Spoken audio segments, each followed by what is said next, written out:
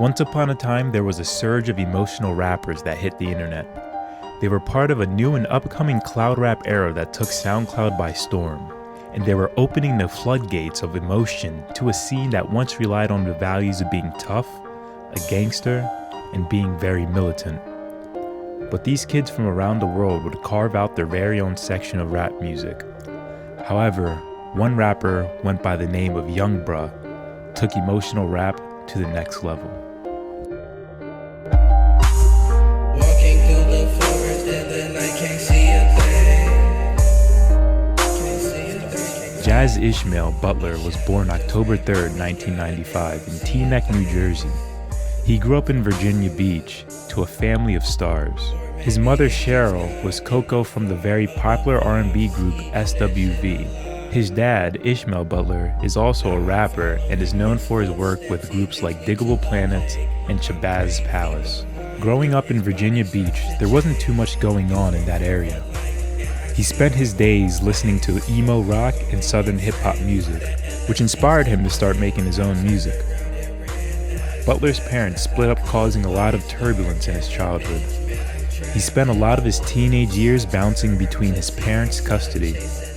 It can be tough for a young person having divorced parents, and his life took a very sharp turn in high school. 3 days into high school, he was expelled for bringing a knife into school. The knife, which was used to cut Dutch masters in between class, fell out of his bag, and the teachers saw it. By the age of 17, he was homeless. He ran away from home, and him and some friends bought a tent, and they lived in the woods. When they lived in the woods, they would partake in the consumption of LSD all day. He described it as they were frying themselves on acid. When he started making music, most of his lyrics were reflecting the acid trips he was having in the woods. You can find his vintage LSD compilation on YouTube till this day. He started to click up with more rappers just like him. The rappers in the Virginia Beach area were Buku Bands and Lil Raven. They started skating and making music together. This was when he started establishing himself more in the rap game. Curb Lagoop was one of the first people from out of state to begin working with Young Bruh. He complemented the sound of Young Bruh very well with his chirpy high-note raps. Young Bruh was a self-described depressed vampire punk who cared about getting rich, fucking bitches, and talking on his Samsung phone and staying positive. He is part of the rap generation that took a lot of influence from Lil B the Bass Guy. His message connected with a majority of Gen Z kids who spent their days on the internet scrolling through Tumblr. His sound is very similar to how shoegaze music is drowned in reverb and induces a hazy nostalgia. Young Bruh took that sound and translated it into rap music.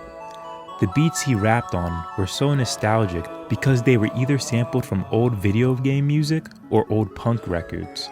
He often layers his lyrics with singing, rapping, mumbling, and ad-libs. A lot of music was released under the Young Bruh alias. The first release was the Bootleg Compilation 2014. This release was a stockpile of old songs that seemed like they were collecting dust on an old hard drive somewhere. This tape even had songs titled under his different aliases, and it was a very experimental tape with some hidden gems on it, but it wasn't really considered an official Young Bruh tape, even though it was released under the alias.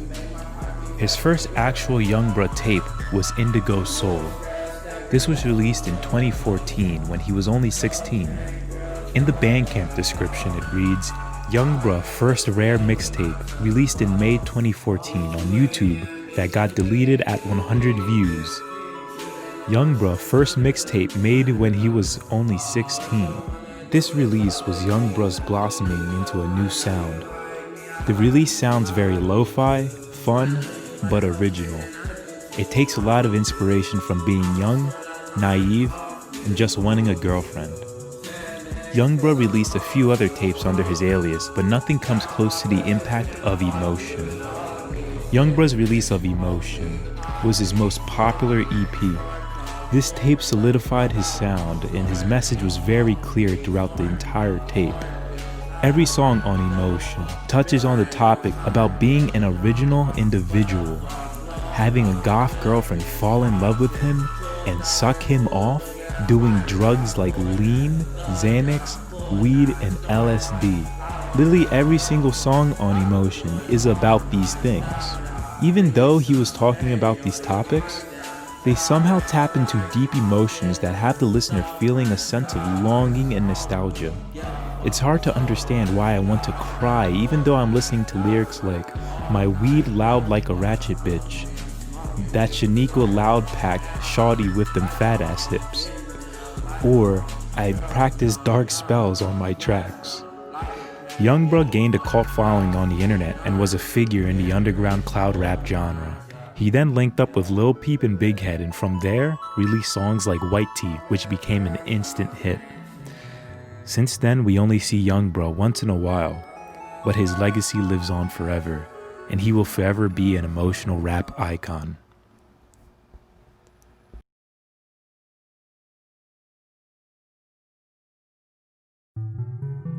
Whoa.